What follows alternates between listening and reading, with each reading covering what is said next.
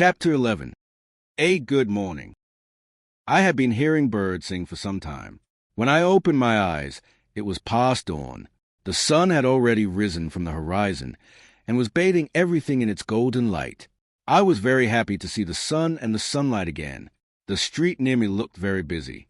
People were walking past me every few seconds. Occasionally, I saw a cart dragged by a horse or a bull. I sat there below the tree for some time, my back against the tree trunk. Last night I slept like a baby. After some decent rest, I felt refreshed now. It had been many hours since I ate my last meal at my house. I wasn't feeling hungry much, but soon I will need to eat something. However, I couldn't say the same for my thirst. My body had dried. My throat was parched. I coughed dryly, and I clambered to my feet. My body felt stiff.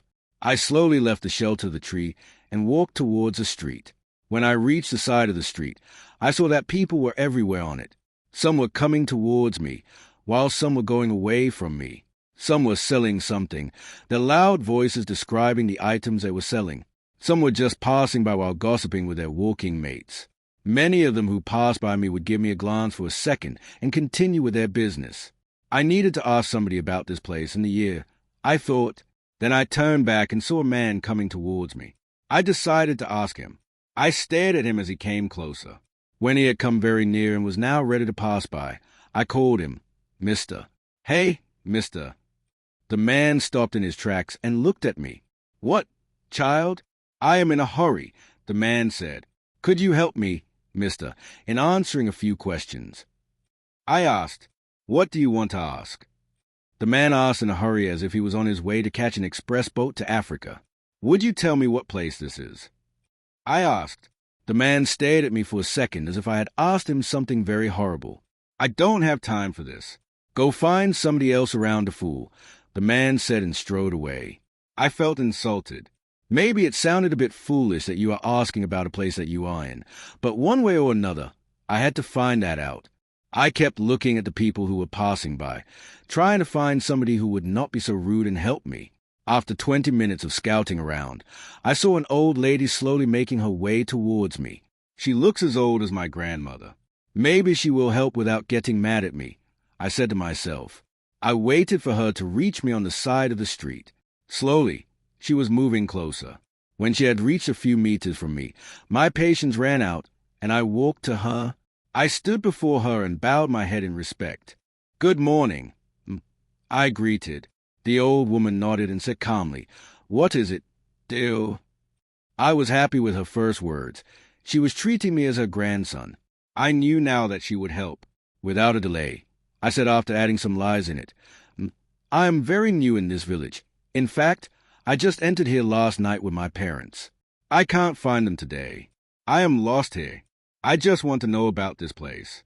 The knowledge of directions will help me find my parents. So, would you? She immediately replied, Why not, dear? Listen carefully. Then, you are standing in Katal, the richest and grandest village in the whole kingdom Yuma ruled by King Chan. In the north, up ahead, you can reach the castle where the king and his nobles live. In the east, you will find the grand temple. In the west, there's a residential area. Here you are in the market region where you will find shops and workshops of various kinds. My mind had already begun assessing the information that was being given. King Chan, she had mentioned. Maybe I was close to my destination. Now that I knew about the place, I needed to ask about the year. But how? Somehow, I had lied about being lost and gotten the information about the village. But what lie would I use to get the information about the year without raising her suspicion? Without thinking, I asked directly, Would you also tell me what year it is? I braced myself for what was going to come. But then something very unexpected happened. The old woman chuckled and said, A young man of your age should know that. I smiled awkwardly. After a moment, she answered, It is 1380. The information that she had given was enough. Thank you, I said and nodded. She nodded in return. When I had turned to go back to my tree, she called from behind, Son, wait a minute. I turned back and stood facing her. What is your name, dear? She asked. I am Frank. Frank Carter, I replied obediently. Where are you from, Frank? She asked again. I am from Kenero, I replied. Never heard of it before. Must be very far from here, she said. I nodded. Well, Frank, I'm Maggie Curtin. I live not far from here in the west in a residential area. You look terrible. Why don't you come to my house and have some food and water? My granddaughter will be pleased to see somebody of her age. She will cook you something to eat. Her name is Marie, and she knows the streets like the back of her hand. She will help you reunite with your parents. So, what do you say? Maggie said. It was a kind offer, and I saw no reason to reject it. I nodded in agreement, and we both started to walk together on the street. On our way, on both sides of the street, I saw various shops. There were shops for books, shops for flowers, shops for vegetables and food, workshops, shops for spices, shops for clothes, and shops for paintings and arts. People were entering and coming out of the shops. Besides the shops, I saw inns here and there. Once in a while, a vendor would come to us and persuade us to buy his item. When we had walked for half an hour, we turned left and headed west.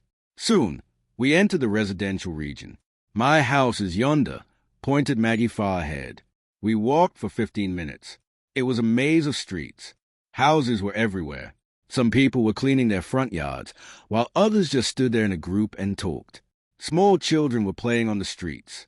On our way, a woman standing left of the street and before the front door of a house called out, "Good day, Mrs. Curtin. How is Marie?" Maggie smiled and said, "Thank you, Angelina, dear, and I wish you the same. Marie is fine. She admired the cookies you gave her yesterday."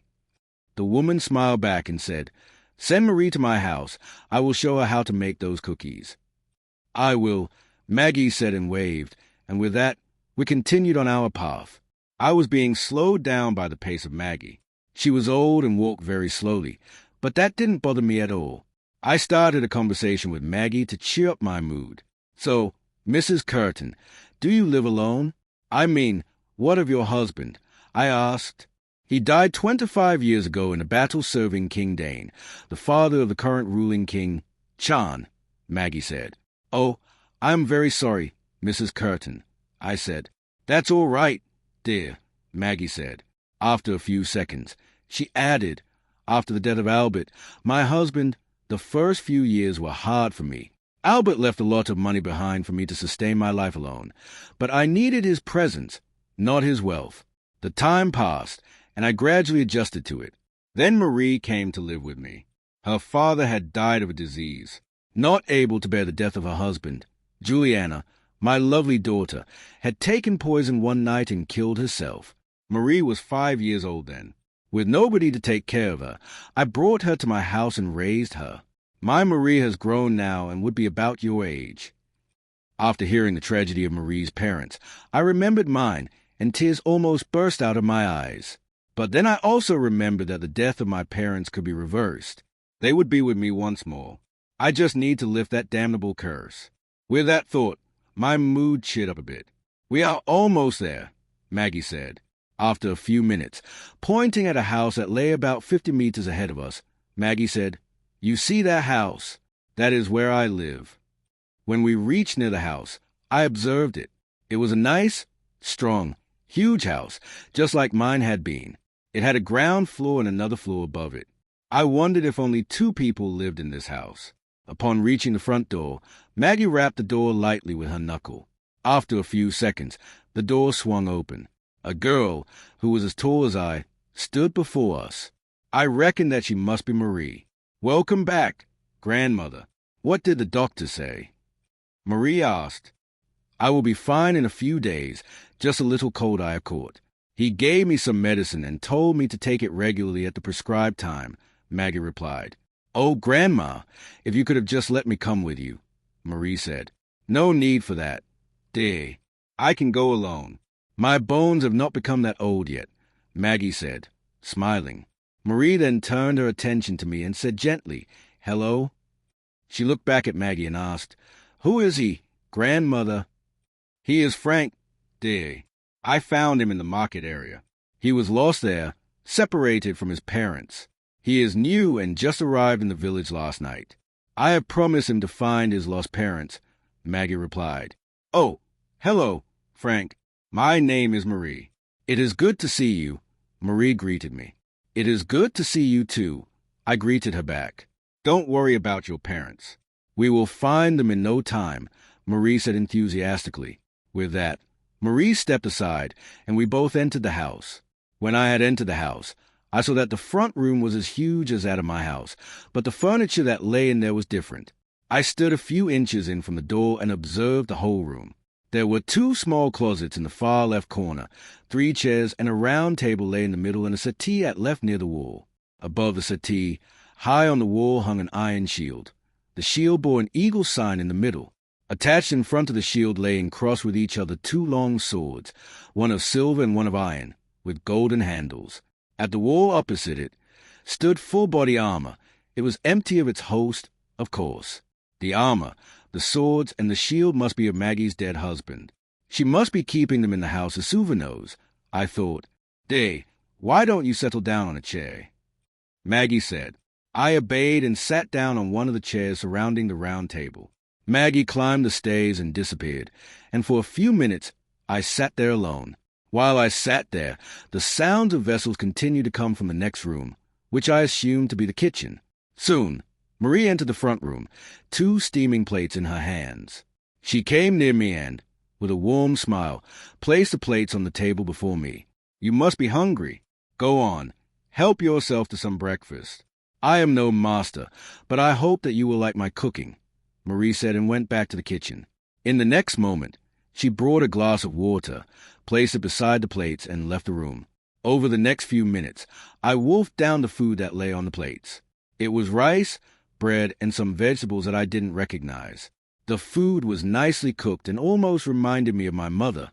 Marie returned exactly when I had just finished my meal. She collected the empty vessels and carried them back to the kitchen.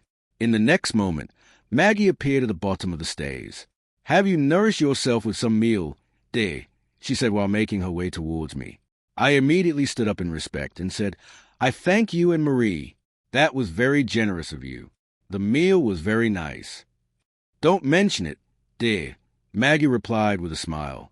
When Maggie came near me, she pointed to the settee and said, Why don't you rest here for a while, dear? Soon, Marie will take you out to find your parents. I nodded and walked to the settee. Maggie again climbed up the stairs and disappeared. Marie followed, and after saying these words disappeared too. Soon, we will be on our way to find your parents. I lay down on the settee. My eyes were staring at the shield above. The shield looked of very high quality, as far as my knowledge went. Such a high-quality shield was given to a soldier of very good combat skills and bravery, and who had successfully defeated many foes in battles. Albert, Maggie's dead husband, must have been a great soldier to have such a precious prize in his possession. The 2 swords looked equally of high quality too. For half an hour, I lay on the settee with my eyes fixed on the shield. With every passing minute, my curiosity grew. I wanted to touch and feel the shield and the swords. Then suddenly, I sat up and stood on my feet. My urges for close inspection had reached the limit. The shield now lay a few inches above my head. I raised my hand and touched the edge of the silver sword. The handle of it lay out of my reach. It felt so sharp that it could even pierce through armor.